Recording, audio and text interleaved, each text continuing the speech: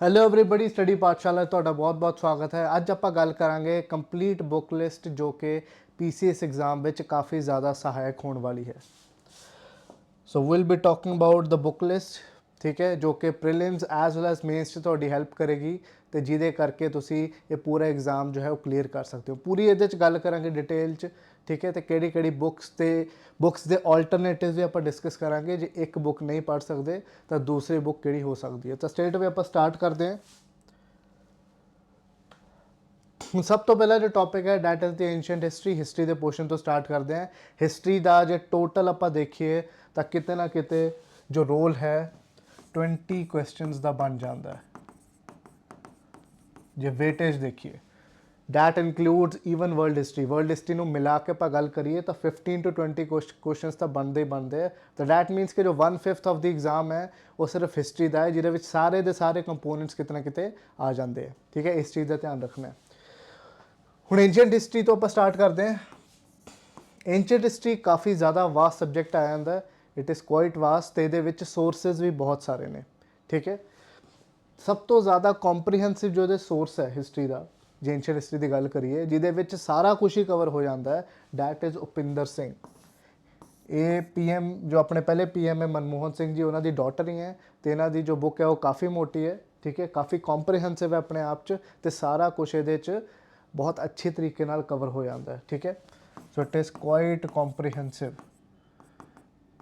ਇਸ ਬੁੱਕ ਨੂੰ ਕਵਰ ਕਰਨ ਤੋਂ ਬਾਅਦ ਹੋਰ ਚੀਜ਼ਾਂ ਦੀ ਲੋੜ ਐਕਚੁਅਲੀ ਨਹੀਂ ਪੈਂਦੀ ਜੇ ਆਪਾਂ ਗੱਲ ਕਰੀਏ, ਠੀਕ ਹੈ। ਬਟ ਅਗਰ ਇਸ ਬੁੱਕ ਦੇ ਕਈ ਪੋਰਸ਼ਨ ਨਹੀਂ ਕਵਰ ਕਰ ਪਾ ਰਹੇ, ਠੀਕ ਹੈ, ਜਾਂ ਫਿਰ ਕੁਛ ਟੌਪਿਕਸ ਇਹਦੇ ਤੋਂ ਨਹੀਂ ਕਰਨੇ, ਠੀਕ ਹੈ, then we can go for other books, ਜਿਵੇਂ ਕਿ ਰੋਮਿਲਾ ਥਾਪਰ ਦੀ ਅਰਲੀ ਇੰਡੀਆ। ਰੋਮਿਲਾ ਥਾਪਰ ਚੋਂ ਮੌਰੀਅਨ ਹਿਸਟਰੀ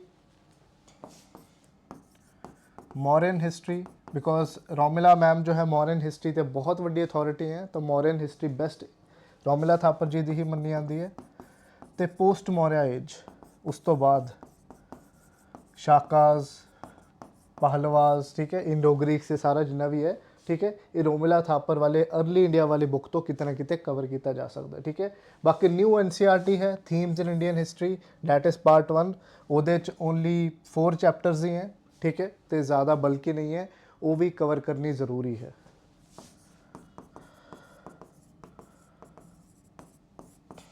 ਠੀਕ ਹੈ। ਓਲਡ NCERT RS ਸ਼ਰਮਾ ਜ਼ਰੂਰ ਲੋਕ ਪਹਿਲਾਂ ਕਰਦੇ ਸੀ ਤੇ ਕਾਫੀ ਇੰਪੋਰਟੈਂਟ ਵੀ ਹੈ, ਬਟ ਅਗਰ ਤੁਸੀਂ ਉਪਿੰਦਰ ਸਿੰਘ ਤੇ ਰੋਮਿਲਾ ਥਾਪਰ ਨੂੰ ਕਲੈਕਟਿਵਲੀ ਕਰ ਰਹੇ ਹੋ ਜਾਂ ਫਿਰ ਦੋਨੋਂ ਨੂੰ ਅਲੱਗ-ਅਲੱਗ ਵੀ ਕਰ ਰਹੇ ਹੋ, ਪ੍ਰਾਇਮਰਲੀ ਉਪਿੰਦਰ ਸਿੰਘ ਨੂੰ ਥੋੜ੍ਹਾ ਇੱਥੇ ਬੇਸ ਰੱਖ ਕੇ, ਤਾਂ ਫਿਰ ਉਹਦੀ ਕੋਈ ਵੀ ਜ਼ਰੂਰਤ ਨਹੀਂ ਹੈ। ਹਾਲਾਂਕਿ ਨਿਊ NCERT ਨੂੰ ਰੀਡ ਕਰਨਾ ਕਾਫੀ ਇੰਪੋਰਟੈਂਟ ਹੈ, ਕਿਉਂਕਿ ਕੁਝ ਜੋ ਇਨਫੋਰਮੇਸ਼ਨ ਇਹਦੇ 'ਚ ਹੈ ਉਹ ਬਾਕੀਆਂ 'ਚ ਨਹੀਂ ਮਿਲਦੀ, ਈਵਨ ਦੋ ਇਹਦੇ ਸਿਰਫ 4 ਚੈਪਟਰਸ ਹੀ ਨੇ, ਠੀਕ ਹੈ।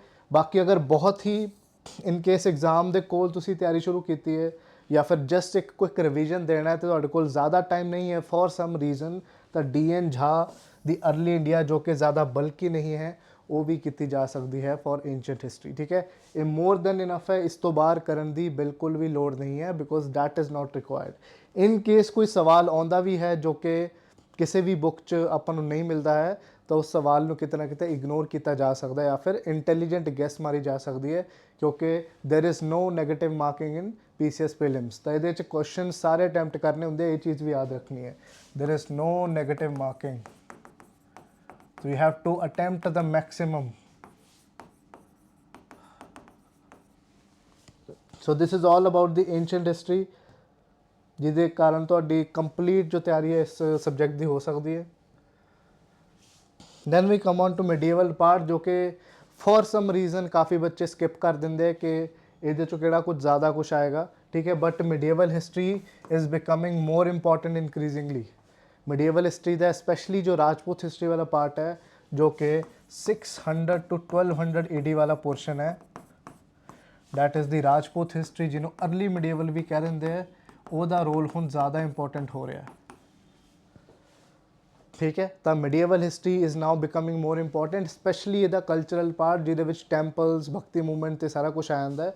ਸੋ ਇਹਦੇ ਤੇ ਵੀ ਕਾफ़ੀ ज़्यादा ਇੰਪੋਰਟੈਂਸ ਦੇਣੀ ਹੈ। ਇਹਦਾ ਬੇਸ ਬਣਾਉਣ ਲਈ old NCERT Satish Chandra is more than enough, ਠੀਕ ਹੈ। ਬਟ ਉਹਦੇ ਤੋਂ ਉੱਤੇ ਵੀ ਕੁਛ ਚੀਜ਼ਾਂ ਤੁਹਾਨੂੰ ਕਰਨੀਆਂ ਪੈਣੀਆਂ ਹੈ, ਜਿਵੇਂ ਕਿ ਨਿਊ NCERT, ਠੀਕ ਹੈ, ਥੀਮਸ ਇਨ ਇੰਡੀਅਨ ਹਿਸਟਰੀ ਜੋ ਕਿ ਕਲਾਸ 12th ਦੀ NCERT ਹੈ, ਇਹਦੇ ਵਿੱਚ ਪਾਰਟ 2 ਹੈ, ਗ੍ਰੀਨ ਜਾ ਕਵਰ ਹੈ ਉਹਦਾ, ਠੀਕ ਹੈ। ਇਸ ਤਰੀਕੇ ਦੀ ਬੁੱਕ ਹੈ ਉਹ, ਦਿਸ ਇਜ਼ ਸਤੀਸ਼ ਚੰਦਰਾ, ਠੀਕ ਹੈ। ਇਹਨੂੰ ਕਵਰ ਕਰ ਸਕਦੇ ਹੋ। ਤੇ ਕਲਾਸ 7th ਦੀ NCERT ਵੀ ਕਾਫੀ ਅੱਛੀ ਹੈ, ਕਲਾਸ 7th ਦੀ NCERT। So we are talking about the new NCERT, ਠੀਕ ਹੈ। ਫॉर ਦੀ ਅਰਲੀ ਮਿਡੇਵਲ ਜੋ ਕਿ ਆਪਾਂ ਰਾਜਪੂਤ ਹਿਸਟਰੀ ਦੀ ਗੱਲ ਕਰ ਰਹੇ ਹਾਂ, ਉਹਦੇ ਲਈ ਈਸ਼ਵਰੀ ਪ੍ਰਸਾਦ ਜੀ ਦੀ ਜੋ ਬੁੱਕ ਹੈ ਉਹ ਕਵਰ ਕੀਤੀ ਜਾ ਸਕਦੀ ਹੈ, ਠੀਕ ਹੈ। ਸੋ ਈਸ਼ਵਰੀ ਪ੍ਰਸਾਦ ਜੇ ਤੁਸੀਂ ਪੜ੍ਹਦੇ ਹੋ ਤਾਂ ਉਹਦੇ ਵਿੱਚ ਵੀ ਕੰਪਰੀਹੈਂਸਿਵ ਕਵਰੇਜ ਹੈ ਅਲੋਂਗ ਵਿਦ ਸਤੀਸ਼ ਚੰਦਰਾ, ਠੀਕ ਹੈ। ਐਂਡ ਇਹਦੇ ਨਾਲ ਮਿਡੇਵਲ ਹਿਸਟਰੀ ਜੋ ਹੈ ਬਹੁਤ ਅੱਛੇ ਤਰੀਕੇ ਨਾਲ ਕਵਰ ਹੋ ਸਕਦੀ ਹੈ, ਠੀਕ ਹੈ। ਤੇ ਇਹਦੇ ਵਿੱਚ ਇੱਕ ਅੱਛੀ ਚੀਜ਼ ਕੀ ਹੈ, ਈਵਨ ਕਲਚਰਲ ਪਾਰਟ ਜੋ ਹੈ ਉਹ ਇਹਦੇ 'ਚ ਕਾਫੀ ਇਨਕਲੂਡ ਹੋ ਜਾਂਦਾ ਹੈ। ਸੋ ਉਹਨੂੰ ਅਲੱਗ ਤਿਆਰੀ ਉਹਦੀ ਕਰਨ ਦੀ ਲੋੜ ਨਹੀਂ ਪੈਂਦੀ ਕਿਤੇ ਨਾ ਕਿਤੇ। So this is all about medieval history.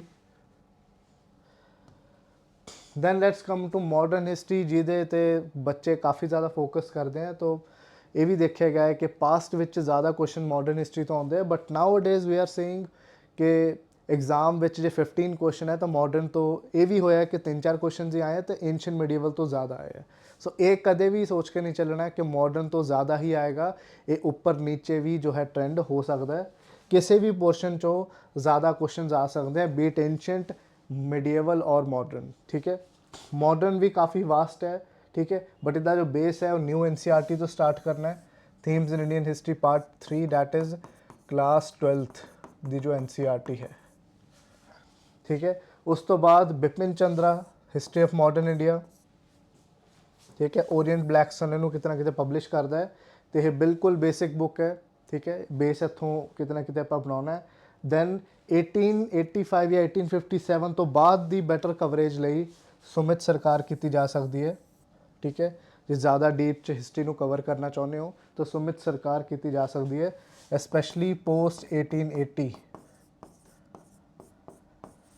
ਇਹਦੀ ਕਵਰੇਜ ਬਹੁਤ ਜ਼ਿਆਦਾ ਅੱਛੀ ਹੈ ਸੁਮਿਤ ਸਰਕਾਰ ਬੁੱਕ ਦੀ। ਦੈਨ ਅਗਰ ਇਹ ਨਹੀਂ ਕਰਨਾ ਚਾਹੁੰਦੇ ਹੋ ਤਾਂ ਸ਼ੇਖਰ ਬੰਦੋਪਾਧਿਆਏ ਦੀ ਪਲਾਸੀ ਟੂ ਪਾਰਟੀਸ਼ਨ ਵੀ ਕੀਤੀ ਜਾ ਸਕਦੀ ਹੈ, ਠੀਕ ਹੈ।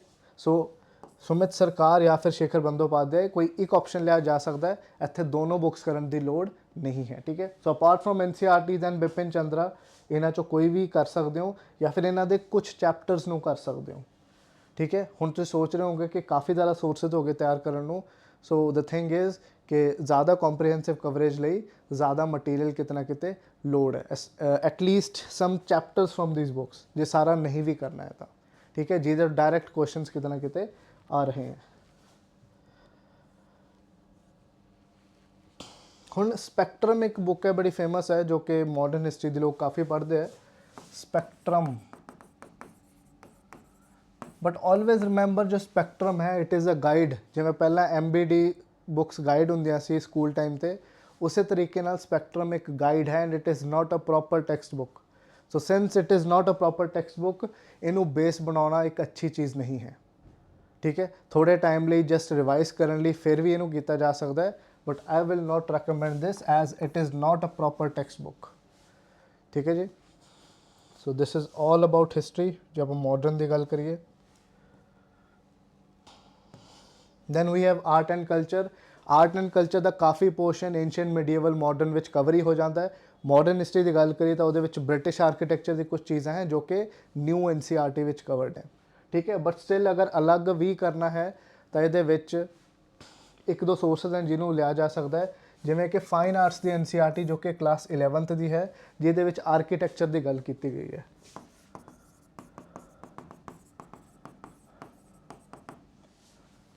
ਦੈਨ ਨਿਤਿਨ ਸਿੰਘਾਨੀਆ ਨੋਟਸ ਇਹ ਕਾਫੀ ਜ਼ਿਆਦਾ ਫੇਮਸ ਨੇ, ਠੀਕ ਹੈ, for art and culture. But ਇਹਦੇ ਵਿੱਚ ਹੋਰ ਵੀ ਬੜੀਆਂ ਚੀਜ਼ਾਂ ਇਨਕਲੂਡ ਕੀਤੀਆਂ ਗਈਆਂ, ਤੇ ਜਿਹੜੀਆਂ ਚੀਜ਼ਾਂ ਇਹਦੇ 'ਚ ਆਰਟ ਐਂਡ ਕਲਚਰ ਤੋਂ ਇਲਾਵਾ ਹੈ ਉਹਨੂੰ ਇਗਨੋਰ ਕਰਕੇ ਬਾਕੀਆਂ ਚੀਜ਼ਾਂ ਇਹਦੇ 'ਚ ਕਵਰ ਕੀਤੀਆਂ ਜਾ ਸਕਦੀਆਂ if you want to go for it. But I will still say the best source for art and culture is the CCRT, that is Council for Cultural Relations and Training, CCRT the website ਜੋ ਕਿ government ਦੀ website ਹੈ, ਤੇ ਜਿਹਦੇ ਵਿੱਚ classical dances, classical music ਤੇ ਸਾਰੀ information ਬਹੁਤ ਹੀ proper ਦਿੱਤੀ ਗਈ ਹੈ। Be it classical dances,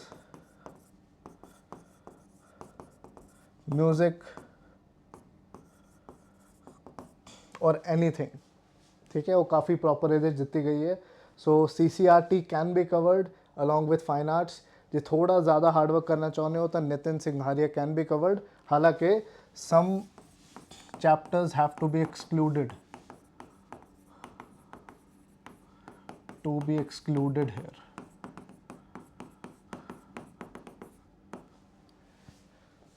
and which काफ़ी चैप्टर्स आ जाते जिमें कि ट्रैवलर्स एंड ऑल दैट जो कि हिस्ट्री का पार्ट है बट उन्ने ज़्यादा इंपॉर्टेंट नहीं है, तो उन्होंने इग्नोर करके सिर्फ जो आर्ट एंड कल्चर वाला पोर्शन है उन्होंने कवर इत्थे कर सकते हो।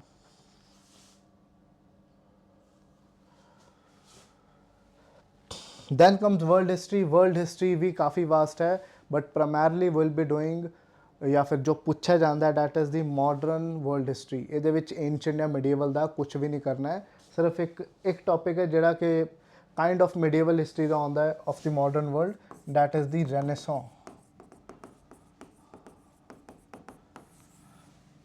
ठीक है, तो ये जो बेसिक NCERT है डैट इज़ अर्जुन देव। ठीक है, history of the world, but ये वर्ल्ड वॉर्स ਨੂੰ ज़्यादा कवर किया गया तो अमेरिकन फ्रेंच रिवोल्यूशन वगैरह प्रॉपरली कवर्ड नहीं है। सो एल मुखर्जी जो कि Europe since the French revolution है, ये सब तो ज़्यादा कॉम्प्रीहेंसिव इत्थे बुक है जिहदे सारे टॉपिक्स बहुत प्रॉपरली ये कवर्ड है। ठीक है, तो this is ideally the best source because होर चीज़ां करन दी इत्थे लोड़ नहीं पैंदी। ठीक है, then we have Norman law जिहदे विच अगेन 1800s तो लैके वर्ल्ड वॉर्स तक की अच्छी हिस्ट्री है। इन्हां दोनों विचों कोई भी सोर्स नूं यूज़ किया जा सकता है। ठीक है, सारियां बुक्स नहीं पढ़निया।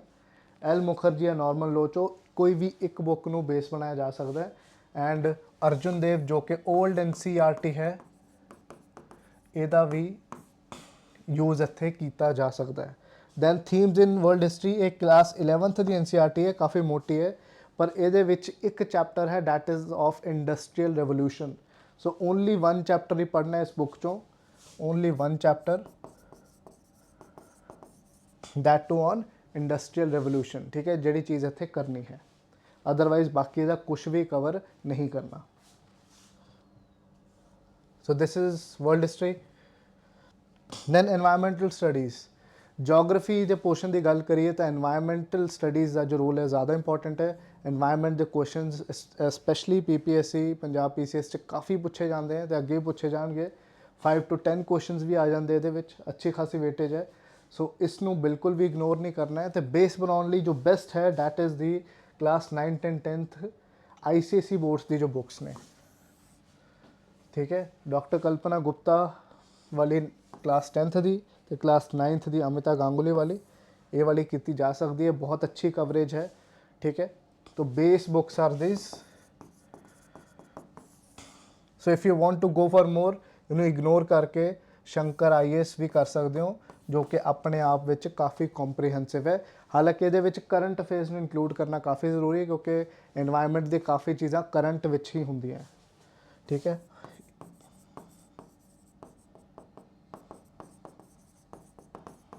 तो it has a comprehensive coverage plus current affairs जो कि ये इंक्लूड करने ज़रूरी है।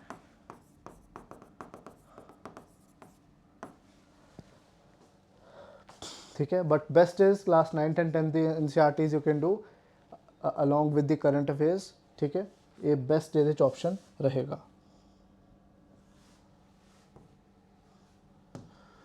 Then we have geography. Geography लिए बिल्कुल बेसिक चीज़ों नाल चलना है। इत्थे क्लास 7 to 12 की NCERTs जो कि बहुत ही पतलियां पतलियां जिहदे ज़्यादा टाइम नहीं लगेगा। उहदे विच भी 11th की NCERT काफ़ी इंपॉर्टेंट है एंड 9th and 10th।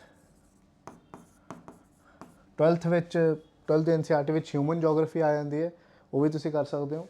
ठीक है, सो NCERTs नूं ही इत्थे बेस बनाना है। Apart from NCERT GC Leong जो कि फिजिकल जोग्राफी ਲਈ है, that is the best book. So ये ज़्यादा रेफरेंस बुक्स लिए जाने की कोई ज़रूरत नहीं है। More revision is required along with NCERTs, only GC Leong is more than enough. ठीक है, इस तो ज़्यादा कुछ भी करने की लोड़ नहीं है। जो लोड़ है that is the Oxford student Atlas या फिर ओरिएंट ब्लैक स्वॉन भी ले सकते हो। Orient black sworn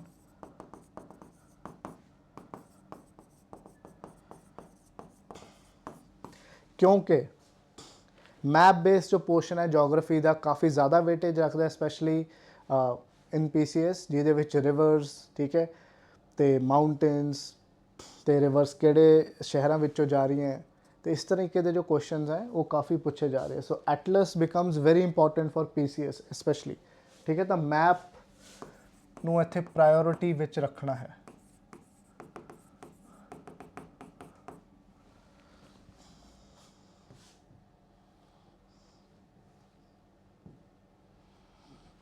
Now let's come on to Indian economy.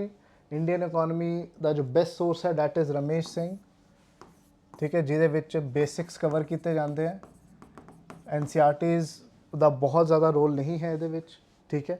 ਸੋ ਰਮੇਸ਼ ਸਿੰਘ ਦੇ ਨਾਲ ਕਰੰਟ ਅਫੇਅਰਸ ਨੂੰ ਜੇ ਇਨਕੋਰਪੋਰੇਟ ਨਾਲ ਕਰੀਏ ਤਾਂ ਇੰਡੀਅਨ ਇਕੋਨਮੀ ਦੀ ਕਵਰੇਜ ਅੱਛੀ ਹੋ ਸਕਦੀ ਹੈ। ਤੇ current affairs again very important for this portion, specially कोई न्यू स्कीम्स आ रही है, ठीक है, कोई इकोनॉमिक इंसिडेंट होया, ठीक है, कोई न्यू चीज़, कोई न्यू इंस्टीट्यूशन गवर्नमेंट ने यू कैन से कि इंट्रोड्यूस किया है, कोई सैटअप किया है, कोई भी इस तरह की चीज़, कोई RBI की पॉलिसी आई है, तो करंट अफेयर्स की चीज़ां ज़्यादा इंपॉर्टेंट हो जाती हैं इकनॉमिक्स ਲਈ। इकनॉमिक सर्वे जो है वो काफ़ी ज़्यादा इंपॉर्टेंट हो जाता है। इकनॉमिक सर्वे स्पैशली ये हाईलाइट्स एंड की टर्म्स, ਇਹਦੇ ਜੋ ਕਨਸੈਪਟ ਕੁਛ ਨਿਕਲ ਕੇ ਆਉਂਦੇ ਆ ਉਹ ਕਾਫੀ ਜ਼ਿਆਦਾ ਇੰਪੋਰਟੈਂਟ ਹੋ ਜਾਂਦੇ, both for prelims and mains, plus keywords. Then union budget, ਇਹਦੇ ਤੇ ਵੀ ਇੱਕ ਨਜ਼ਰ ਮਾਰ ਸਕਦੇ ਹੋ, ਹਾਲਾਂਕਿ it is not as important as the economic survey. Survey ਸਭ ਤੋਂ ਜ਼ਿਆਦਾ ਇੰਪੋਰਟੈਂਟ ਡਾਕੂਮੈਂਟ ਹੈ ਜਿਹਦੇ ਐਟਲੀਸਟ ਹਾਈਲਾਈਟਸ ਕਰਨੇ ਬਹੁਤ ਜ਼ਿਆਦਾ ਜ਼ਰੂਰੀ ਹੈ, ਠੀਕ ਹੈ। And any monthly current affairs magazine you can take, ਜਿੱਥੇ ਇਕਨੋਮਿਕਸ ਦੀ ਜੋ ਨਿਊਜ਼ ਹੈ ਉਹ ਕਿਤੇ ਨਾ ਕਿਤੇ ਪੜ੍ਹੀਆਂ ਜਾ ਸਕਦੀਆਂ। ਸੋ ਜੋ ਫੋਕਸ ਇੰਡੀਅਨ ਇਕੋਨਮੀ ਵਿੱਚ ਹੈ ਉਹ ਬੇਸਿਕਸ ਦੇ ਨਾਲ, ਟਰਮੀਨੋਲੋਜੀ ਦੇ ਨਾਲ, ਕਰੰਟ ਅਫੇਅਰਸ 'ਤੇ ਜ਼ਿਆਦਾ ਹੈ। Then let's come on to polity. Polity ਲਈ ਅਗੇਨ NCERTs ਦੀ ਜੇ ਗੱਲ ਕਰੀਏ ਬੇਸ ਦੀ, ਤਾਂ it is Indian constitution at work 11th class, and ਜੋ ਸਭ ਦੀ ਫੇਮਸ ਹੈ ਡੈਟ ਇਜ਼ ਲਕਸ਼ਮੀਕਾਂਤ, ਠੀਕ ਹੈ, ਜਿਹਦੇ ਵਿੱਚ ਟੋਟਲ ਕੰਪਲੀਟ ਕਵਰੇਜ ਇੱਥੇ ਹੈ, ਉਹਨੂੰ ਇੱਥੇ ਬੇਸ ਬਣਾਇਆ ਜਾ ਸਕਦਾ ਹੈ। ਹਾਲਾਂਕਿ ਇੱਕ ਰਿਵੀਜ਼ਨ ਜਾਂ ਫਿਰ ਇੱਕ reading Indian constitution at work ਨੂੰ ਦੇਣੀ ਵੀ ਜ਼ਰੂਰੀ ਹੈ, ਠੀਕ ਹੈ। ਜਸਟ ਫॉर द ਫੈਕਟ ਕਿ ਕੌਂਸਟੀਟਿਊਸ਼ਨ ਦੇ ਆਰਟੀਕਲਸ ਕੁਛ ਯਾਦ ਰਹਿਣ, ਤਾਂ ਬੇਅਰ ਐਕਟ ਜੋ ਹੈ ਇੰਡੀਅਨ ਕੌਂਸਟੀਟਿਊਸ਼ਨ ਦਾ ਉਹ ਲੈ ਸਕਦੇ ਹੋ PM ਬਖਸ਼ੀ ਜਾਂ ਕਿਸੇ ਵੀ ਹੋਰ ਆਥਰ ਦਾ, ਜਿਹਦੇ ਕਰਕੇ ਇੰਪੋਰਟੈਂਟ ਆਰਟੀਕਲਸ ਐਟਲੀਸਟ ਯਾਦ ਰਹਿਣ ਜੋ ਕਿ ਐਗਜ਼ਾਮ ਲਈ ਹੈਲਪਫੁਲ ਹੋ ਸਕਦੇ ਹੈ, ਠੀਕ ਹੈ। ਲਕਸ਼ਮੀਕਾਂਤ ਦੇ ਇਲਾਵਾ DD ਬਾਸੂ ਵੀ ਕਰ ਸਕਦੇ हैं, DD ਬਾਸੂ, ठीक है। सो डिपेंड्स कि which source you want to go for.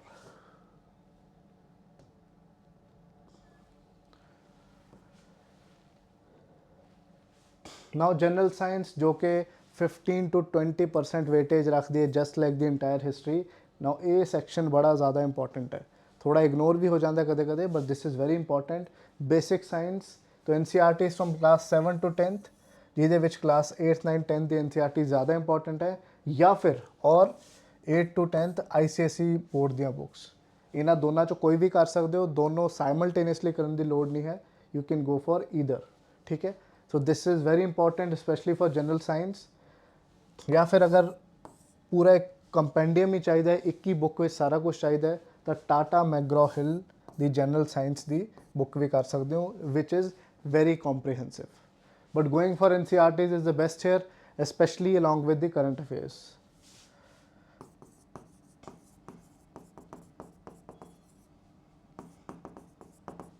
So Tata McGraw-Hill ਦੀ ਜੀ ਜੇ book ਦੀ ਗੱਲ ਕਰੀਏ, it is quite comprehensive.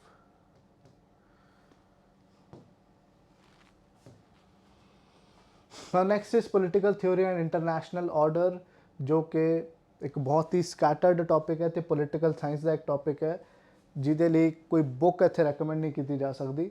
ਜੋ ਬੇਸ ਬਣਾਉਣ ਲਈ ਬੁੱਕ ਹੈ ਡੈਟ ਇਜ਼ ਦੀ NCERT, ਠੀਕ ਹੈ, ਪੋਲੀਟੀਕਲ ਥਿਓਰੀ, ਠੀਕ ਹੈ। ਇਹ ਕਲਾਸ 11th ਦੀ ਹੈ, so this is class 11th not 10th, ਜਿਹਦੇ ਵਿੱਚ ਲਿਬਰਲਿਜ਼ਮ, ਜਸਟਿਸ, ਫਰੀडम, ਸਿਟੀਜ਼ਨਸ਼ਿਪ, ਕੁਝ ਬੇਸਿਕ ਟਰਮੀਨੋਲੋਜੀ ਹੈ, ਇਹਦੀ ਨੌਲੇਜ ਇੱਥੇ ਲਿੱਤੀ ਜਾ ਸਕਦੀ ਹੈ ਕਿਤੇ ਨਾ ਕਿਤੇ, ਠੀਕ ਹੈ। ਐਂਡ ਬਾਕੀ ਜੋ ਇਹਦੇ 'ਚ ਇੰਪੋਰਟੈਂਟ ਹੈ ਉਹ ਹੈ important political scientist and thinkers and their works. जो भी न्यूज़ 'ਚ ਹੈ ਤੇ ਜੋ ਵੀ ਇੰਪੋਰਟੈਂਟ ਪੋਲੀਟੀਕਲ ਸਾਇੰਸ ਦੇ ਥਿੰਕਰਸ ਹੈ, ਚਾਹੇ ਇੰਡੀਅਨ ਹੈ ਚਾਹੇ ਇੰਟਰਨੈਸ਼ਨਲ ਹੈ, ਉਹ ਤੇ ਉਹਨਾਂ ਦੀ theories and books are quite important. ਠੀਕ ਹੈ, ਜਿਹਦੇ ਵਿੱਚ ਮਹਾਤਮਾ ਗਾਂਧੀ ਐਂਡ ਆਲ ਤਾਂ ਡੈਫੀਨੇਟਲੀ ਇੰਪੋਰਟੈਂਟ ਹੋ ਹੀ ਗਏ, ਜਿਵੇਂ Mahatma Gandhi, doctor Ambedkar, Jyotiba Phule and so on. But international authors जो कि कंटैंपररी हुण इस वाले युग विच भी ने, वो भी काफ़ी इंपॉर्टेंट है। फॉर एग्जाम्पल इत्थे गल करिए तो Francis Fukuyama, we have Francis Fukuyama, we have Samuel P. Huntington, just examples।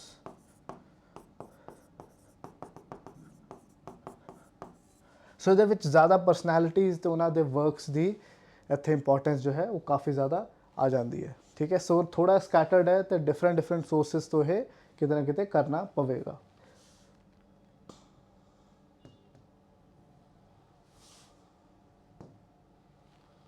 Then we have Punjab ਦਾ ਜੋ ਆਪਣਾ ਪੋਰਸ਼ਨ ਹੈ ਉਹ ਬਹੁਤ ਜ਼ਿਆਦਾ ਵਾਸਟ ਨਹੀਂ ਹੈ ਲਾਈਕ ਹਿਮਾਚਲ ਔਰ ਰਾਜਸਥਾਨ, ਜਿਹਦੇ ਵਿੱਚ ਸਟੇਟ ਦਾ ਹੀ ਮਟੀਰੀਅਲ ਬਹੁਤ ਜ਼ਿਆਦਾ ਵਾਸਟ ਹੋ ਜਾਂਦਾ ਹੈ। ਤੇ ਇਹਦੇ ਵਿੱਚ just for Punjab geography, economy, history and so on, ਸਾਡਾ ਪੰਜਾਬ ਜਾਂ ਫਿਰ ਪੰਜਾਬ ਪੀਡੀਆ, ਇਹਨਾਂ 'ਚੋਂ ਕੋਈ ਵੀ ਬੁੱਕ ਹੈ ਉਹ ਕੀਤੀ ਜਾ ਸਕਦੀ ਹੈ। ਠੀਕ ਹੈ, for complete knowledge of Punjab, obviously along with Punjab ਦੇ ਕਰੰਟ ਅਫੇਅਰਸ, ਜੋ ਕਿ ਡੈਫੀਨੇਟਲੀ ਅਲੱਗ ਤੋਂ ਕੀਤੇ ਜਾਣੇ ਚਾਹੀਦੇ ਆ। ਠੀਕ ਹੈ, ਪੰਜਾਬ ਦੀ ਇਕੋਨਮੀ ਲਈ ਪੰਜਾਬ ਦਾ ਇਕਨੋਮਿਕ ਸਰਵੇ ਤੇ budget.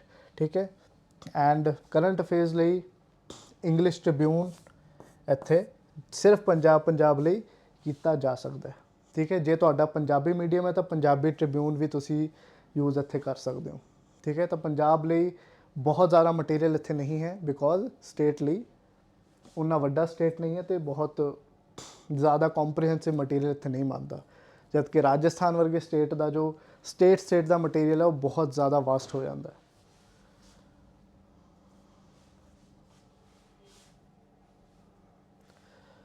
Now comes very important portion, that is the languages, ਜੋ ਕਿ ਪੰਜਾਬ PCS ਵਿੱਚ ਡਿਸਾਈਸਿਵ ਫੈਕਟਰ ਹੋ ਜਾਂਦੀਆਂ regarding your selection as well as the rank. ਤਾਂ first is the English language. ਹੁਣ ਇੰਗਲਿਸ਼ ਨਿਊਜ਼ਪੇਪਰਸ ਵਗੈਰਾ ਤਾਂ ਆਪਾਂ ਮੈਜੋਰਿਟੀ ਲੋਕ ਪੜ੍ਹਦੇ ਹਾਂ, ਬਟ ਸਟਿਲ ਉਹਦੇ ਵਿੱਚ ਗ੍ਰਾਮੈਟੀਕਲ ਐਰਰਸ ਵਗੈਰਾ ਬਹੁਤ ਹੋ ਜਾਂਦੀਆਂ। ਠੀਕ ਹੈ, ਤਾਂ ਗ੍ਰਾਮਰ ਲਈ ਰੈਨ ਐਂਡ ਮਾਰਟਿਨ ਐਂਡ ਉਹਦੀ ਜੋ ਪ੍ਰੈਕਟਿਸ ਬੁੱਕ ਹੈ ਉਹ ਕਾਫੀ ਇੰਪੋਰਟੈਂਟ ਹੈ ਇੱਥੇ, ਬਿਕੋਜ਼ ਗ੍ਰਾਮਰ ਦੇ ਹੀ 50-60 ਮਾਰਕਸ ਹੈ। So grammar portion is very important here and that can be done from Wren and Martin, या फिर कोई भी होर प्रैक्टिस बुक तो किया जा सकता है। ठीक है, एंड इवन कॉम्पोजिशन, जो कॉम्प्रीहेंशनस इतने हैं वो भी इतने किए जाने चाहिए हैं। Then there is another book जो कि अराउंड इस कलर की आती है, रेड जे कलर की, वर्ड पार मेड ईजी, जिहदे काफ़ी इंग्लिश के वर्ड्स दिते हुए है, उन्हों का यूजेज दिता होया ते मीनिंग दिता होया है, तो वो भी काफ़ी अच्छा है आपके इंग्लिश की वोकैब ਨੂੰ स्ट्रोंग करने लिए specially. So this can also be done, this is kind of optional, जे ज़्यादा मेहनत करना चाहते हो तो ये भी कर सकते हो, नहीं तो ये काम चल जाएगा। ठीक है, and then we have objective English, SP Bakshi, जिहदे विच एंटोनिम, सिनोनिम ते ग्रामर दी बेसिक जो चीज़ें वो कितना किते कवर हो जाती हैं। बट रिमेंबर, किसी भी लैंग्वेज ਨੂੰ मास्टर करने ਲਈ ज़्यादा से ज़्यादा रीड करना तो प्रैक्टिस करना ज़रूरी है। सो न्यूज़पेपर्स किसी भी लैंग्वेज ਨੂੰ ਸਿੱਖਣ ਲਈ मैक्सिमम पढ़ो, वोकैब वगैरह ਉੱਥੋਂ ही ज़्यादा स्ट्रोंग होएगी। सो ट्रिब्यून या फिर इंडियन एक्सप्रैस न्यूज़पेपर ਇੱਥੇ ओवरऑल लैंग्वेज ਨੂੰ अपडेट करने ਲਈ ਤੇ इंप्रूव करने ਲਈ कर सकते हो।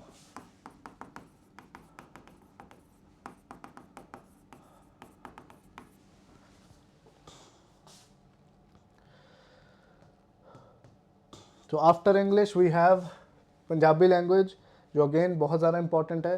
तो ये जो ग्रामर पोर्शन है तो नरिंदर सिंह दुग्गल वाली किताब तो किया जा सकता है। ठीक है, ये वाली जो किताब है you can see on the left. ठीक है, तो अदरवाइज पंजाबी वोकैब ते अपनी जो प्रोफिशेंसी है उन्होंने इंप्रूव करने लिए न्यूज़पेपर या फिर कोई नॉवल या कुछ भी पढ़ सकते हो। ठीक है, न्यूज़पेपर की गल करिए तो पंजाबी ट्रिब्यून या फिर कोई भी होर जो अच्छा न्यूज़पेपर है उन्होंने बेस इत्थे बनाया जा सकता है। ठीक है, just like I said for English, Punjabi विच उदों ही ज़्यादा प्रोफिशेंसी आएगी जो ज़्यादा पढ़ोगे तो ज़्यादा प्रैक्टिस करोगे। ठीक है, and for better grasp of the language, ठीक है, ज़्यादा से ज़्यादा पंजाबी विच गल करो, specially with your grand parents, because उन्होंने वोकैबलरी साढ़े पेरेंट्स तो भी काफ़ी ज़्यादा अच्छी है तो अपने तो डेफिनेटली बहुत ज़्यादा अच्छी है। So this is all about practice. ਵੈਸੇ ਤਾਂ ਬਾਕੀ ਚੀਜ਼ਾਂ ਵੀ ਪ੍ਰੈਕਟਿਸ ਨਾਲ ਆਉਂਦੀਆਂ, ਬਟ ਲੈਂਗੁਏਜਸ ਦਾ ਤਾਂ ਪ੍ਰੈਕਟਿਸ ਨਾਲ ਬਹੁਤ ਜ਼ਿਆਦਾ ਇੱਥੇ ਰੋਲ ਆ ਜਾਂਦਾ। ਔਰ ਇੱਕ ਹੋਰ ਚੀਜ਼, ਤੇ ਇਹ ਚੀਜ਼ਾਂ ਨੂੰ ਡੇਲੀ ਬੇਸਿਸ ਤੇ ਕਰਨਾ ਹੈ। ਜੇ ਡੇਲੀ ਬੇਸਿਸ ਤੇ ਨਹੀਂ ਤਾਂ specially 3-4 times in a week. ਜੇ ਸੋਚੋਗੇ ਕਿ ਐਗਜ਼ਾਮ ਤੋਂ ਮਹੀਨਾ ਪਹਿਲਾਂ ਇਹ ਸਾਰਾ ਪੜ੍ਹ ਕੇ ਪਾਸ ਹੋ ਜਾਓਗੇ ਤਾਂ that is not a good thing. ਠੀਕ ਹੈ, be consistent and so that ਇਹ ਚੀਜ਼ਾਂ ਨੂੰ ਰੈਗੂਲਰ ਬੇਸਿਸ ਤੇ ਕਰ ਪਾਓ ਤੇ ਇਹ ਚੀਜ਼ਾਂ ਤੁਹਾਡੇ ਮਸਲ ਮੈਮਰੀ ਦਾ ਪਾਰਟ ਕਿਤੇ ਨਾ ਕਿਤੇ ਬਣ ਜਾਣ। So this is all about the book list, ਜਿਹਦੇ ਨਾਲ ਤੁਹਾਡੀ ਟੋਟਲ ਇੱਥੇ ਹੈਲਪ ਹੋ ਸਕਦੀ ਹੈ। ਠੀਕ ਹੈ, ਨੈਕਸਟ ਹੋਰ ਸਟ੍ਰੈਟਜੀ ਸੈਸ਼ਨਸ ਨਾਲ ਆਪਾਂ ਫਿਰ ਹਾਜ਼ਰ ਹੋਵਾਂਗੇ। ਤਦ ਤੱਕ ਆਪਣਾ ਧਿਆਨ ਰੱਖੋ। ਜੈ ਹਿੰਦ।